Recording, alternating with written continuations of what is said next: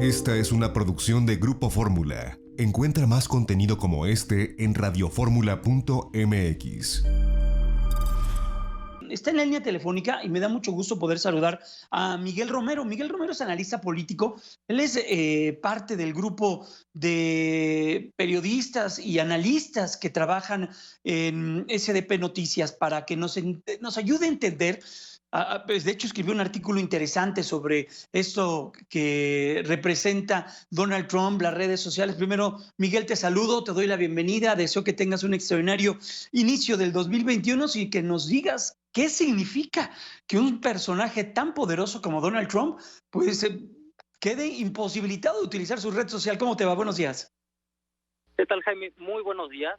En principio, muchísimas gracias por darme la oportunidad de compartir contigo y con tu auditorio este breve comentario. Me gustaría, si me lo permites, iniciar este pequeño análisis a partir de un par de definiciones conceptuales para poner todo en su justa dimensión. Después de lo que pasó del asalto violento en el Capitolio en Washington, creo que debemos de echar un vistazo sobre a quienes han silenciado y suspendido Twitter y Facebook. Nosotros, como periodistas, analistas, hemos visto que y hemos constatado en nuestros timelines de redes sociales que distintas personas a veces se quejan de que me suspendieron la cuenta, me bajaron mi Facebook, mi Twitter. Hay ciudadanos, medios, movimientos sociales, periodistas, comediantes, escritores y bots e infinidad de cuentas que han sido silenciadas por estas plataformas. Todos sometiéndose a una política de uso a la cual le dieron o le dimos a aceptar. Todos le hemos dado a aceptar cuando nos metimos a estas redes sociales. Pero aquí lo que me gustaría enfatizar, y lo que vimos particularmente en Estados Unidos, y que tal vez estemos por ver en México, tiene otra dimensión y un significado, creo yo, desde mi perspectiva, totalmente distinto. ¿Por qué? Este shutdown o apagón en redes sociales que le propinaron a Trump, no solo fue a Trump, querido Jaime, sino fue a un poder constituido. ¿Qué significa esto? Yo creo que se trata de que nos guste o no, de que Trump sigue siendo, o en ese momento, era el presidente de los Estados Unidos. Es decir, ¿sí?, una persona que dentro de su sociedad representa un poder, y en este caso el poder ejecutivo, y que lo obtuvo mediante un proceso electoral. Trump como presidente no representa solo a sus votantes, representa a una nación. Es algo que no solo a Trump a veces le cuesta entender, sino de este lado a lo mejor también deberíamos de analizarlo más, esta parte de que quienes tienen la investidura de presidente no representan solo a quienes los llevaron a al poder. Exacto, sino a un país. Trump es el representante de un país y era el presidente en ese momento en funciones cuando le pasó esto. Con esta pequeña diferenciación conceptual, lo que yo propongo y que es que se profundice sobre el impacto que tienen estas poderosas empresas tecnológicas en la dinámica político, social y económica de las sociedades. Y aquí, por ejemplo, lanzo una pregunta al auditorio, que nos contesten en Twitter y Facebook, estas plataformas que hoy están en debate, ¿qué tan positivo o negativo es que un ente privado, llámese Facebook, Twitter, Google, Amazon, apaguen a un presidente en funciones? Eso creo que lo pongo ahí en el debate. Eso es muy interesante. No sé si cuando estabas haciendo o cuando ya habías escrito este artículo, Miguel, ya tenías, por ejemplo, los conceptos de la propia Angela Merkel o los conceptos de un personaje también muy poderoso francés, que ellos también están en el mismo sentido que el propio presidente Andrés Manuel López Obrador, que dice, ojo, aguas, con eso que está ocurriendo en Estados Unidos también es delicado, es grave y sin duda es también censura. ¿Tú crees que es censura esto? Mira,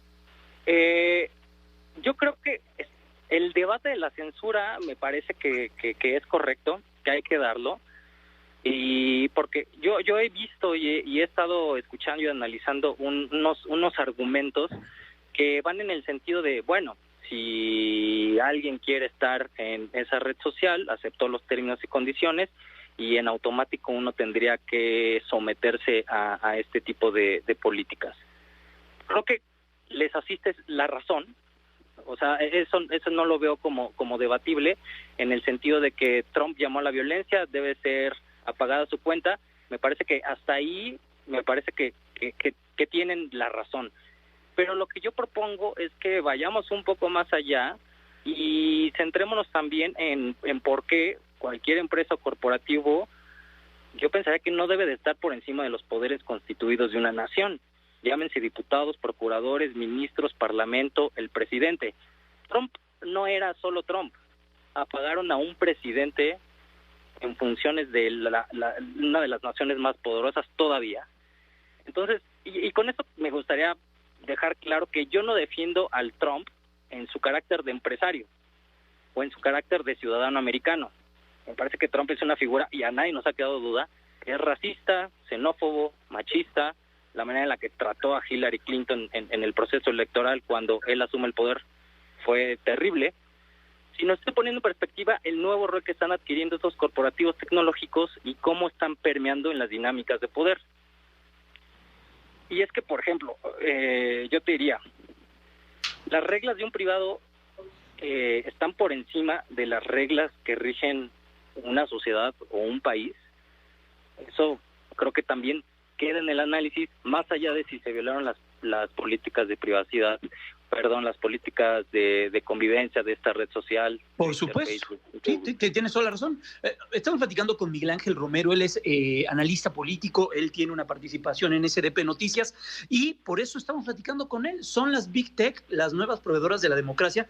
Miguel, las redes sociales tienen su historia en las democracias, no hay que perder de vista lo que ocurrió con la primavera árabe, no hay que perder de vista también lo que sucedió en noviembre, cuando Donald Trump fue también silenciado a través de las cadenas de televisión. Ahí las cadenas de televisión, cumpliendo sus criterios editoriales, dijeron, oiga, este señor está diciendo mentiras, bajemos este discurso que está diciendo.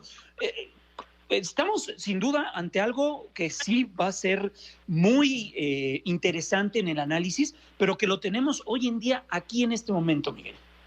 En este momento, en esta coyuntura. Y a mí me gustaría agregar algo muy rápido, querido Jaime.